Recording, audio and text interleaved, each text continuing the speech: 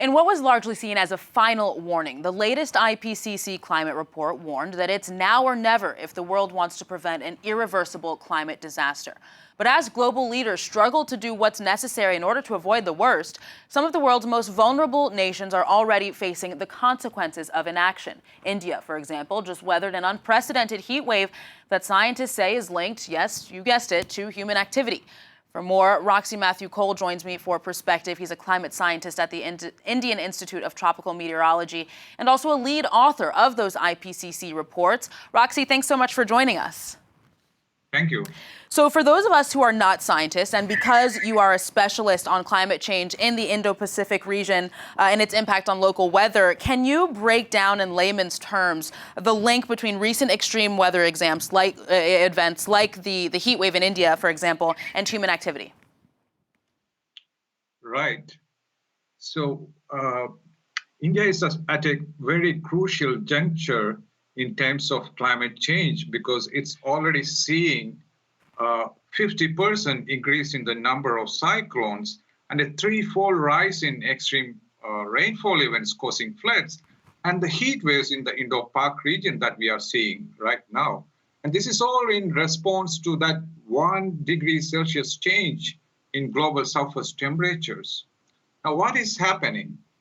As the globe emits more and more carbon dioxide, that stays in the atmosphere for a long time, for hundreds of or thousands of years. And it is well spread. So no matter whether it is the US or the Europe or India or China emitting, the carbon dioxide emissions are well spread. And it's affecting, the changes in temperatures are affecting the tropical regions the most, particularly South Asian Indian region, which is covered on all three sides by the waters of the Indian Ocean. And we see in the IPCC report that it's the Indian Ocean that is the warming at the fastest rate among all the ocean basins. Yeah?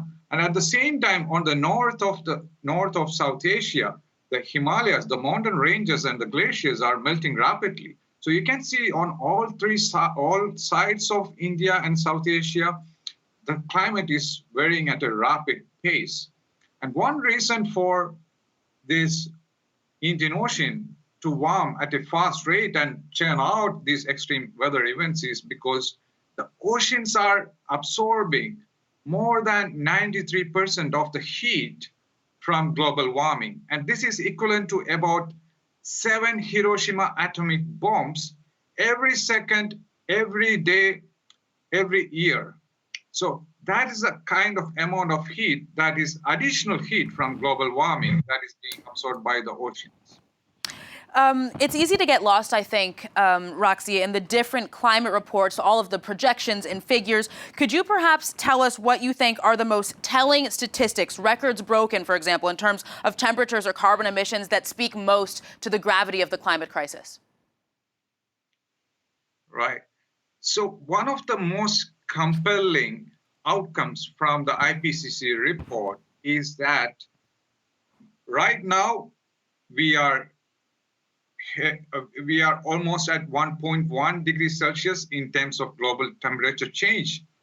But the global commitments are not sufficient enough to keep it below 1.5 degrees Celsius by 2040. That is between 2020 and 2040, we will inevitably see 1.5 degrees Celsius, and by 2060 at 2 degrees Celsius. This is because the global commitments are not sufficient enough to keep the temperatures down, the emissions down. And right now, even with the 1 degree Celsius, we are seeing heat waves which are broken records, like the Indo-Pak heat waves. This is a heat wave which didn't just last for one day. It was not just for one day. It was not a week. It was not a month. It was a season-long heat wave that we saw in the India-Pak region. And this covered the entire region from Pakistan to northwest India in a diagonal shape towards southern parts of India. And the temperatures are still high. It started from March, then April, then May, even during June as well. And we see multiple extremes overlap. So it was not just about the heat wave. There was a deficit in rainfall throughout the entire season. So season-long heat wave, season-long deficit in rainfall. This compounding together to dry deficit conditions, which kind of aggravated the heat wave situation and also is impacting the food, the water, energy, and economic security of the country. India is one of the largest exporters of wheat, but the wheat exports are also hit this time. We also see that because of the dry and deficit and hot conditions, there are wildfires happening across parts of India and Pakistan at the same time. This is increasing the pollution and affecting health as well. And to cut down the impacts, there is more pressure on irrigation because the agriculture is impacted. There is more pressure on using air conditioning because people need to cool themselves. And this is resulting in more usage of more carbon emissions. So it's a vicious cycle that we are seeing here. So records are being broken every year. We see that happening. And it's time for us to take action.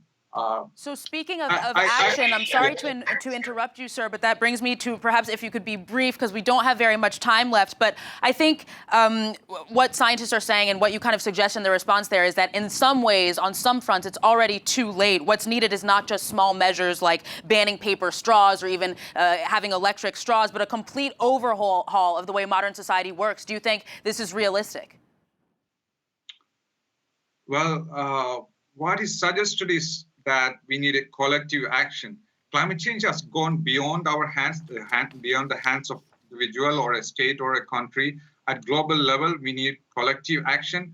And it's not just the governments, as citizens themselves, we need to cut down emissions and also look forward to ways of adaptation, local adaptation, because even though climate change is global, the impacts felt at each region is totally local. So we need to look at local adaptation measures as well.